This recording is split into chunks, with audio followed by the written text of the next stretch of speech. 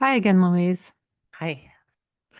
Um, Here we are discussing You Should Be Grateful, Stories of Race, Identity, and Transracial Adoption by Angela Tucker. Before we dive in, we forgot to mention during when we were talking about our March 7th and 8th event that Liz DeBetta will be performing Unmothered, Mm. and Jeff Forney will be there taking pictures for the Innocent People Project and will be showing his pictures. So that's a big piece of the It's a of big the piece. event that we We totally were neglected to excited about say. our Yeah. panel because it was coming together this morning. But to be honest, like, hello, Unmothered is Yes. going to blow your I mind. can't wait to see it again. Honestly, I Me really too. can't. It Me was too. sort of like really a big factor of Yeah, healing this in 2024 it for me. really So, was. And let's mhm. just say that Jeff is the most fun. Yeah, he's so fun. Everyone's going to be in love with him. He's a I blast. know. We love you, Jeff. We love you, Jeff. I just assume you still listen. You will now because we're going to tell you to. Okay, Okay. so here we Yeah. are on chapter 8, Wow. Unclaimed, where she goes with Oh, this is heavy. Sandy and her Uncle Jay and her mom and her boyfriend I kind of to, felt bad for her. It's just like jump in the car and let's and carry me. let's go. Yeah. Like, To meet Deborah. yep. Um, and, Gosh. and we all have what was it BJ Lipton who Mm, the Ghost Kingdom, yes. right? So we Mm-hmm. all have this Ghost Kingdom and then they drive into this, just obviously impoverished part of Mm-hmm. town and it's really sad and She had a feeling in her head about Deborah, her mother, that like it says in the case study that she read, it says Deborah is presently residing in a government housing project in Chattanooga area and is currently being supported on the welfare system. Deborah hopes to return to school to complete a degree so that she is able to earn a living for herself. So in her mind, maybe her mom has done that, right? that oh, okay, so she couldn't raise me and Right. therefore she went and bettered her life, Yes. got her life together without the burden of a baby or what have you. Yeah. And then to find out that that Ah, wasn't the case and it's real poverty. And she was nervous and she's in okay, they're arriving as like an entourage into this like poor area with two SUVs. She's like, we must have looked crazy. And her boyfriend's filming so that discreetly so that she can hmm have it later because you're so like, going through so much. And she just has to walk up to the door. And like she recognized Deborah answers the door. Sandy and Jay went there first Right. up to the door. Then she got out Gosh. and said, my name is Angela and I think you're my birth mother. And she's like, no, I'm sorry, but I'm not who you're looking for, And pretty much like get off the porch. Like right. Like implied it. you're not welcome here kind of thing. And Ugh. I mean, she was Mm. just How she so crushed by it. And yeah. then back in the car, she's like, well, I guess I didn't, I guess it's kind of back to the drawing board. And her mom, her adoptive mom was like, no, you just met your birth mother. And then Yeah, she her knew. realized, yes, that was her. And because of the way she was described by the, It was her. And hmm and you know who else knew it was her was Sandy the flower man. Like right, everyone knew it was her. And but she saw right. one thing, the word she used when she saw Sandy the flower man, her father, it was like looking in the mirror and all this genetic. And she looked at her mom and it was like muddy, like muddy hmm water she couldn't see through. I like that right. description that it was like something she couldn't grasp or see through the bottom of the water, which I thought was a really good description because it was like nothing she thought looking back at her. There was no like want of her or acknowledgement that she was even there. She barely looked at her. Oh, hmm painful God, and who knows what Deborah trauma. went through her whole I'm sure. life. And Yeah. and she talked about it being a second rejection, Mm-hmm. Mm-hmm. which many adoptees have talked to us about in our Yep. podcast, have gone through.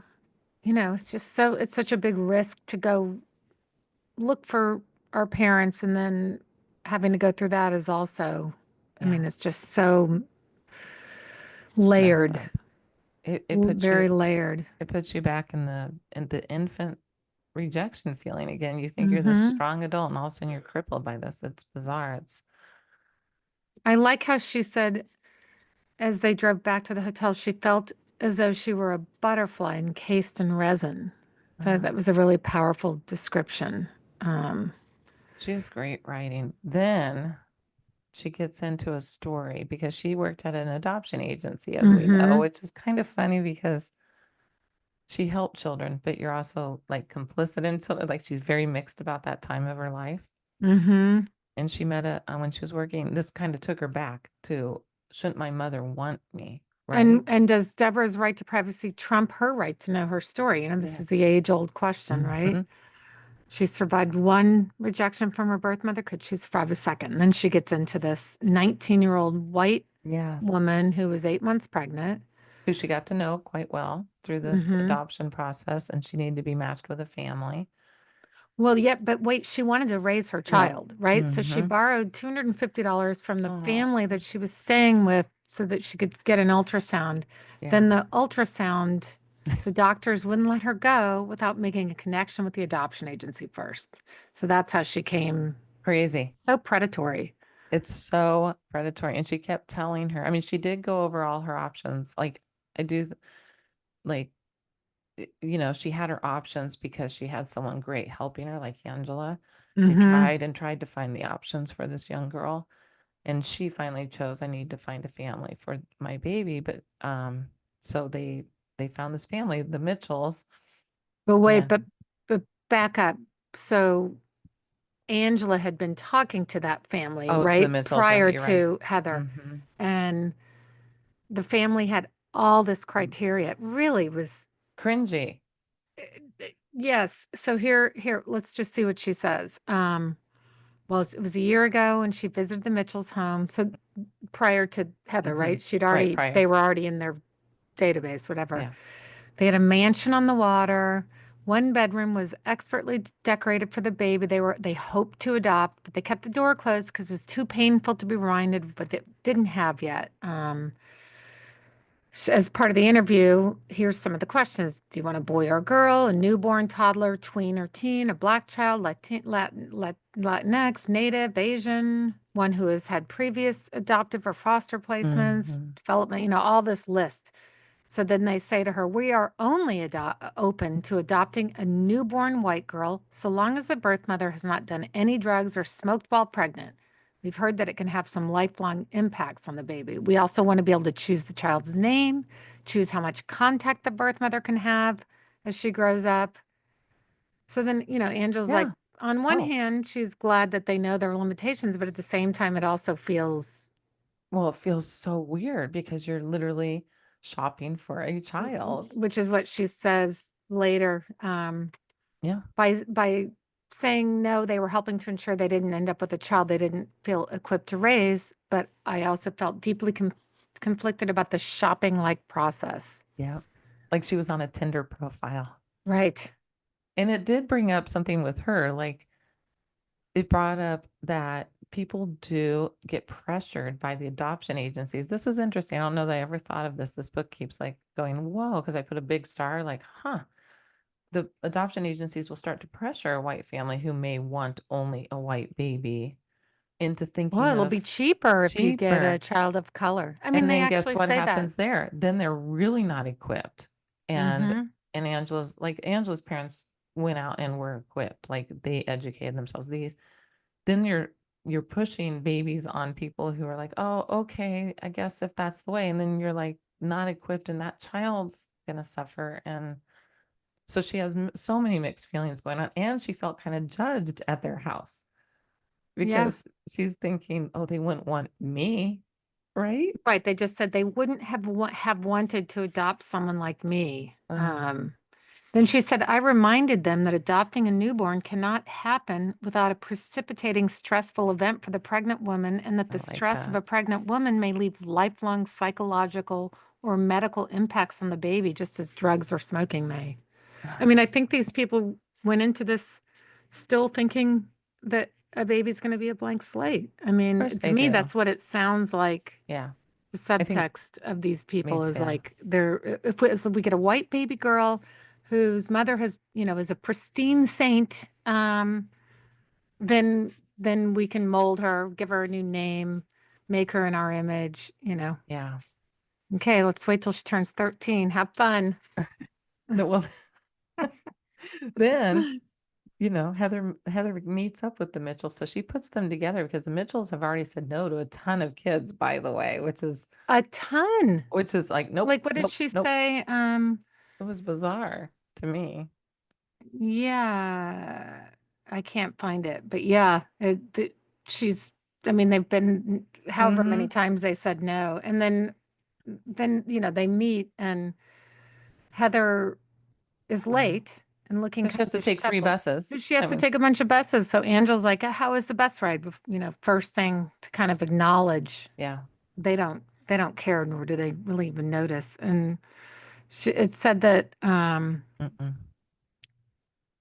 that Well, some yeah, of the pregnant women that Angela had worked with said they felt like a surrogate. yeah. I think that's actually how it struck me, was like a Yeah. surrogate.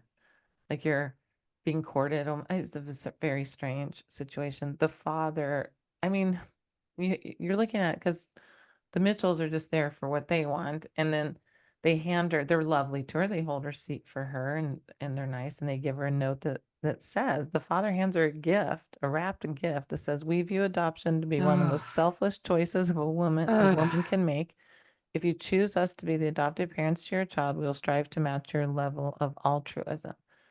Which in their minds, that's a Altruism. great new note, right? But in the birth mother, in our eyes, and the birth mother, that's like, it's not altruism. You're giving away your baby. This isn't She sainthood. didn't want to give away her baby. No, this isn't She sainthood. She's wanted to needed be able to money. provide. Yeah, She's it always comes down, the money and support. it's this reminds me of the show Shrinking, which I love, but they handle adoption terribly, and they too treat the birth mother like a surrogate.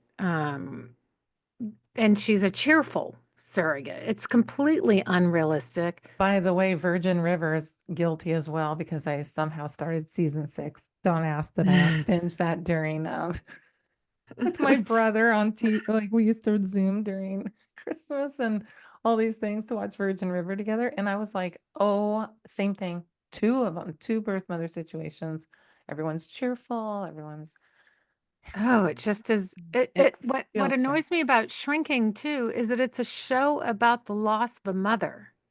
Yeah. The disconnect that the general public has about Yeah. someone giving up their child for adoption and someone losing their mother. Yeah. It's they're worlds apart. So it's And amazing. I it's hope not the someone same thing as listening circus. knows someone on Yeah. Shrinking. I've been trying, but I hope so too, actually. Yeah.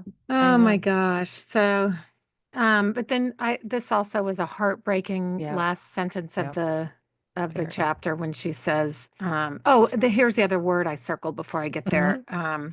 Entitled. Uh-huh. Was I helping the Mitchells realize a dream they felt entitled to create? And I, Yeah. I think that's the case. Yes. Yeah. People feel entitled. Yeah. Money gives entitlement. That's just, In all areas. yeah. This is the truth. Um, Hmm. but the last line, they can have my baby, but would you ask them if I could hold my baby first? It just, when I read it, I just think of my birth mother and like 6 days holding me and trying to figure it out. And like, here you go. Let me hand you over. Right. Poor Yeah, Heather. We may not know what happens to Heather because we can't read ahead, right. but I can't stand it. It's like, I just think of this woman. Yeah. Hmm. All right. Well, next week we will be reading chapter 9, Filling the Void. Yeah. And then I'll see you in a couple of minutes talking to Shawn. Yeah. Important conversation. See you in a Important minute. conversation. And Oh. trigger warning for Mm-hmm. people. He uses some uncomfortable language. So Yeah. um, it's part of his story, but Yeah. it could be uncomfortable for people. So just FYI, there's some stuff coming Yeah. See you in a minute. in a minute.